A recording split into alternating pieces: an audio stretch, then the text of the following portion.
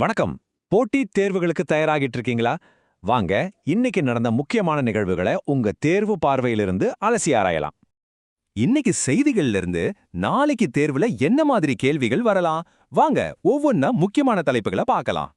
சரி, முதல்ல நாம பார்க்க போறது தேசிய மாதிரி சுகாதார கணக்கெடுப்பை பத்தி தான். அரசாங்கத்தோட கொள்கைகள் சம்பந்தமான கேள்விகளுக்கு இது ரொம்ப ரொம்ப முக்கியமான ஒரு டாபிக். இந்த அறிக்கை நம்ம நாட்டுடைய சுகாதார நிலைமை எப்படி இருக்குன்னு ஒரு தெளிவான படத்தை காட்டுது. இதுல முக்கியமா கவனிக்க வேண்டிய ஒரு விஷயம் நம்ம ஹெல்த் ட்ரெண்ட்ஸ் எப்படி மாறிக்கிட்டே வருதுங்கிறது தான். அது என்னன்னு விரிவா பார்க்கலாம். இந்த கணக்கெடுப்போட முக்கியமான கண்டுபிடிப்பு இதுதாங்க. அதாவது 13.1% மக்கள் தங்களுக்கு ஏதோ ஒரு நோய் பாதிப்பு இருக்குன்னு சொல்லியிருக்காங்க. இந்த நம்பரை நல்லா ஞாபகம் வச்சுக்கோங்க. இந்த வரைபடத்தை பாருங்க, விஷயம் எவ்ளோ தெளிவா புரியுதுன்னு. போன கணக்கெடுப்புல, அதாவது 2017-18ல இது வெறும் 7.5% தான் இருந்துச்சு. ஆனா இப்போ கணிசமா அதிகரிச்சிருக்கு. இந்த மாதிரி ஒப்பீடுகள் வச்சு கேள்விகள் வர நிறைய வாய்ப்பு இருக்கு. இதுல சில நல்ல செய்திகளும் இருக்கு. மருத்துவமனைகள்ல நடக்கிற பிரசவங்கள் 96% தொட்டிருக்கு. ஹெல்த் இன்சூரன்ஸ் கவரேஜும் 44 47% வரைக்கும் அதிகரிச்சிருக்கு. ஆனா ஒரு முக்கியமான மாற்றம் என்னன்னா, தொற்று நோய்கள் குறைஞ்சிட்டு வருது. அதே சமயம் சர்க்கரை நோய் மாதிரி தொற்றா நோய்கள் 30 வயசுக்கு மேல இருக்கிறவங்களுக்கு அதிகமாகுது. இது நம்ம சுகாதார கொள்கைகளுக்கு ஒரு புது சவாலாவே இருக்கு. ஓகே, பொது சுகாதாரத்தை போலவே நம்ம சுற்றுச்சூழலும் ரொம்ப முக்கியம். இப்போ பல்லுயிர் பெருக்கச் சட்டத்தின் கீழே சில புது வழிகாட்டுதல்களை கொண்டு வந்திருக்காங்க. அது என்னன்னு பார்க்கலாம். இதோட முக்கிய நோக்கம் என்னன்னா, நம்ம உயிரியல் வளங்கள் மூலமா வர்ற வருமானத்தை அதை பாதுகாக்கிற உள்ளூர் சமூகத்துக்கிட்ட நியாயமா பகிர்ந்துக்கணும். இதுதான் ஆக்சஸ் அண்ட் பெனிஃபிட் ஷேரிங், அதாவது ஏபிஎஸ்னு சொல்வாங்க. இதுல தேர்வுக்கு நீங்க கவனிக்க வேண்டியது இந்த நிதியை எப்படி பிரிக்கிறாங்கிறது தான். அந்த உயிரியல் வளத்தோட மூலம் தெரிஞ்சா பெரும்பங்கு, அதாவது 60-75% வரைக்கும் நேரடியா உள்ளூர் மக்களுக்கே போயிடும்.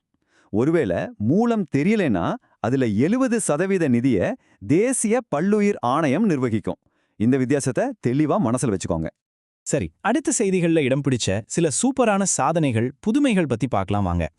கிராமப்புறங்களை டிஜிட்டல் மயமாக்குற சம்ரித் கிராம் திட்டம் இப்போ ஒரு சர்வதேச அங்கீகாரமா WSI பரிசுகள் 2026க்கு பரிந்துரைக்கப்பட்டிருக்கு. பாரத் நெட் மூலமா டெலிமெடிசின், கவர்னன்ஸ் மாதிரி நிறைய முக்கியமான சேவைகளை கிராமங்களுக்கு கொண்டு சேர்க்குது இந்த திட்டம். அடுத்து ஒரு சுவாரஸ்யமான கண்டுபிடிப்பு. நம்ம சென்னை IIT ஒமேகா பால்னு ஒரு புதுவிதமான கால்பந்து விளையாட்டை அறிமுகப்படுத்தியிருக்காங்க. இதுல 3 அணிகள் 3 கோல்கள்னு வட்ட வடிவ மைதானத்துல விளையாடுவாங்க. இது விளையாட்டோட வேகத்தையும் விறுவிறுப்பையும் அதிகரிக்கும்னு சொல்றாங்க. பச்சை நோபல் பரிசு அப்படின்னு சொல்ற கோல்ட்மேன் சுற்றுச்சூழல் விருது இந்த வருஷம் ஒரு வரலாற்று சாதனையை படைச்சிருக்கு. அது என்னன்னு பார்க்கலாமா? வரலாற்றிலே முதல் முறையா இந்த விருதை வாங்கின 6 பேருமே பெண்கள். அதுவும் 6 வெவ்வேறு கண்டங்கள்ல இருந்து அடிமட்ட அளவுல சுற்றுச்சூழலுக்காக போராடிய இவங்களுக்கு இந்த அங்கீகாரம் கிடைச்சிருக்கு. இது உண்மையிலேயே ஒரு முக்கியமான நிகழ்வு.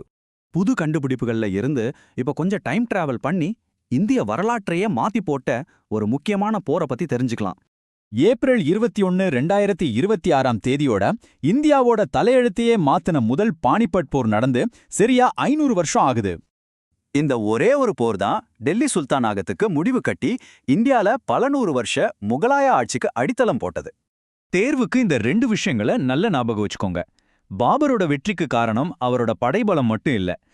முறையா இந்தியால பீரங்கிகளை பயன்படுத்தினதும் துலுக்மா அப்படிங்கிற போர் தந்திரமும் தான். அப்படின்னா எதிரி படையை சுற்றி வளைச்சு தாக்குற ஒரு முறை. சரி, கடைசியா தேர்வு கண்ணோட்டத்துல நீங்க தெரிஞ்சுக்க வேண்டிய சில முக்கியமான தகவல்கள் இதோ ஒரு சின்ன ரிவ்யூ. ஏப்ரல் 23 உலக புத்தக மற்றும் பதிப்புரிமை தினம். ஷேக்ஸ்பியர் மாதிரி பெரிய எழுத்தாளர்களை நினைவு கூர்ற நாள் இது. குறிப்பா 2026ஆம் ஆண்டுக்கான உலக புத்தக தலைநகரமா போத் அப்படிங்கிற நகரம் அறிவிக்கப்பட்டிருக்கு. அதே ஏப்ரல் 23ல ஐக்கிய நாடுகள் சபை ஆங்கிலம் மற்றும் ஸ்பானிஷ் மொழி தினங்களையும் கொண்டாடுது. பன்மொழி கலாச்சாரத்தை ஊக்குவிக்கிறது தான் இதோட நோக்கம். டெக்னாலஜி உலகத்துல ஒரு முக்கியமான மாற்றம். ஆப்பிள் நிறுவனத்தோட அடுத்த சிஇஓவா ஜான் டர்னஸ் வரப்போறாரு. இப்போ இருக்கிற டிம் குக்குக்கு அப்புறமா இவர் அந்த பதவியை ஏத்துக்க இருக்கார். விவசாயத்துறையில ஒரு முக்கியமான அங்கீகாரம். புகழ்பெற்ற டாக்டர் MS சுவாமிநாதன் விருது இந்த முறை இந்திய வேளாண் ஆராய்ச்சி நிறுவனத்தின் இயக்குனர் டாக்டர் செருக்குமல்லி சீனிவாசராவுக்கு வழங்கப்பட்டிருக்கு. காலநிலை மாற்றத்தை தாங்கக்கூடிய விவசாயத்துல அவர் செஞ்ச பணிகளுக்காக இந்த கௌரவம். இன்னைக்கு நாம பார்த்த வரலாறு, டெக்னாலஜி, சுற்றுச்சூழல், சுகாதாரம், இது எல்லாத்துக்கும் இடையில இருக்கிற தொடர்புகளை பத்தி யோசிச்சு பாருங்க. இந்த இணைப்புகளை புரிஞ்சுக்கிறது தான் தேர்வுல உங்க வெற்றியை நிச்சயமாக்கும். அடுத்த பகுதியில சந்திக்கலாம்.